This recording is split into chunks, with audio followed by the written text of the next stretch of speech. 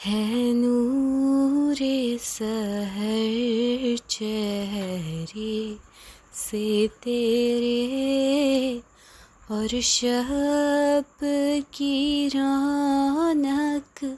हर ईद के रात को मेरा ये रूटीन बन चुका है कि अपने कपड़े, बच्चों के कपड़े वगैरह इस तरह करके रख देना, उनकी सारी तैयारियां कर देना ताकि सुबह कोई गड़बड़ ना हो।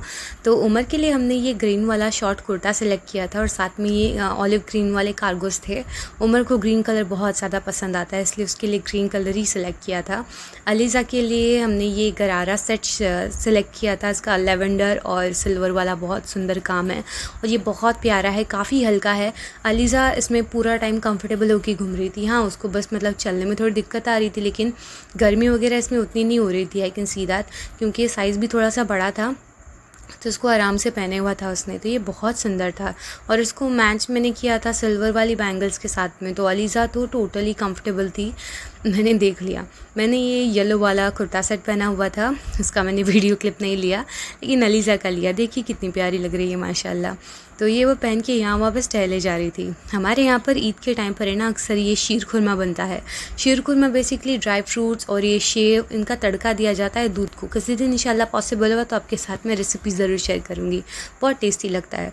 इसके अलावा हमारे कोकन में ये जो सांदन कहते हैं इसको, ये चावल और नारियल को मिक्स करके बनते हैं। इनकी भी लंबी चौड़ी प्रोसेस होती है, इसका भी इंशाल्लाह आपको कभी कभार तो मैं रेसिपी बताऊंगी। शाम के टाइम पर मैं मेरी मम्मा के यहाँ पर गई। मेरी मम्मा का घर जो है ना वो नदी के किनारे बना हुआ है और इतनी कोई सुंदर लगती है ना नदी, और पत्ते और पेड़।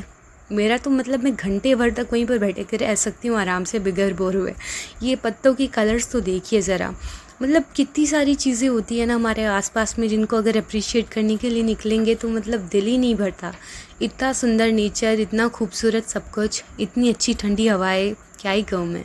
अच्छा, दूसरे दिन जब सुबह के लिए मैं उठी ना तो मैंने अपने नाश्ते में ये सांदन को एक दोबारा से गर्म करके खा लिया। हमारे यहाँ पर यही करते हैं, सांदन को दूसरे दिन शौक़ से गर्म करके खाया जाता है और ये पहले दिन से भी ज़्यादा टेस्टी लगते हैं।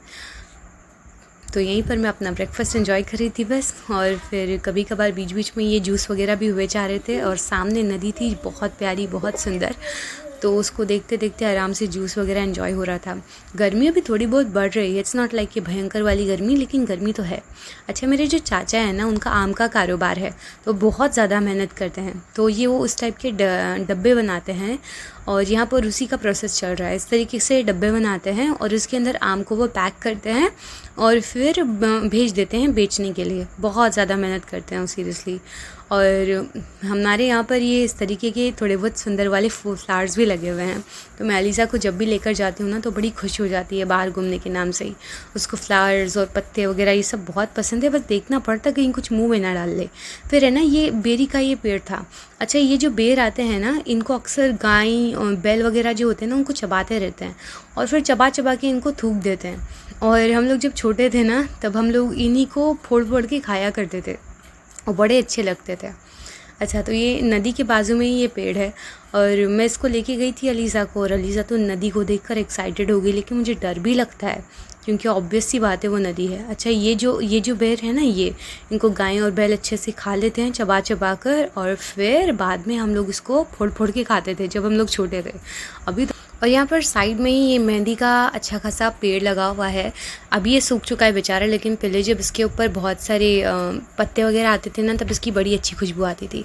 यहाँ पर इसको ज़मीन को जलाया हुआ है ताकि इसके अंदर बाद में कुछ लगाया जा सके, बीज वगैरह।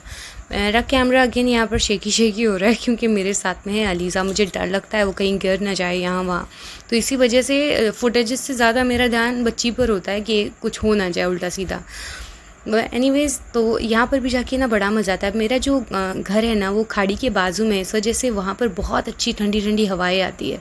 तो ये जगह तो लिटरली फेवरेट है मेरी, मतलब यहाँ पर आराम से मैं कितनी भी देर बैठी रह सकती हूँ और किसी भी चीज़ के अंदर मतलब ऐसी सुंदरता दिखाई देती है ना, क्या कहूँ मैं। मुझे बड़े सुंदर लग रहे थे, हालांकि ये कांच के पीसेस है, लेकिन जब इनके ऊपर सूरज की रोशनी पड़ रही थी ना तो ये चमक रहे थे, बहुत सुंदर लग रहे थे। आप भी देखिए इनको। और मुझे लगता है यही, जब भी हम छोटी छोटी चीज़ों को अप्रिशिएट करना सीखते हैं ना, तब आधे से ज़्यादा हमारी लाइफ की प्रॉब्लम्स ऐसे ही ख़त्म होती है। क्योंकि तब हमें रियलाइज़ होता है कि हम कितने ब्लेस्ड हैं, कि हमारे पास आँखें हैं जो हम इतनी सुंदर दुनिया को देख सकते हैं, या फिर हमारे पास सेंस है जिससे हम चीज़ों को छूकर उनके टेक्सचर का पता कर सकते हैं। मतलब कितनी सारी चीज़ें हैं जिसके लिए हमें ग्रेटफुल होना चाहिए।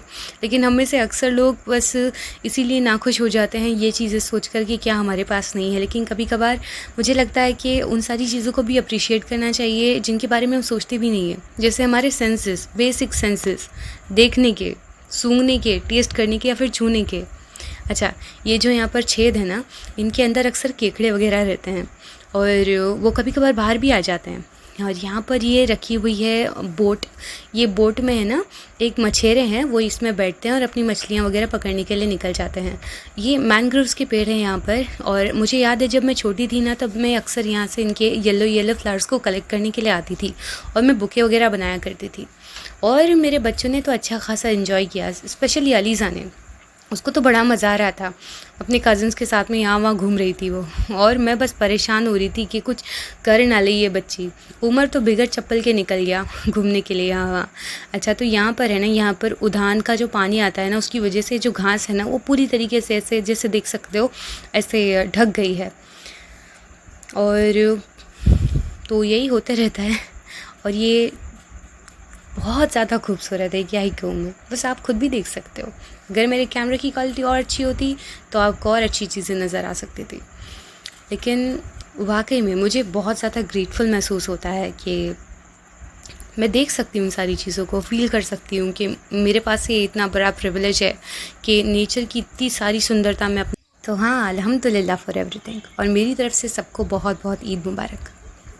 प्यारे मोहम्मद सल्ले अला, क्या आपकी शान निराली है। कदमों पे है खुर्शीदो कमर, कांधे पे कमली काली है। जब तूर पे मूसा ने ये कहा तो गैब से आवाज़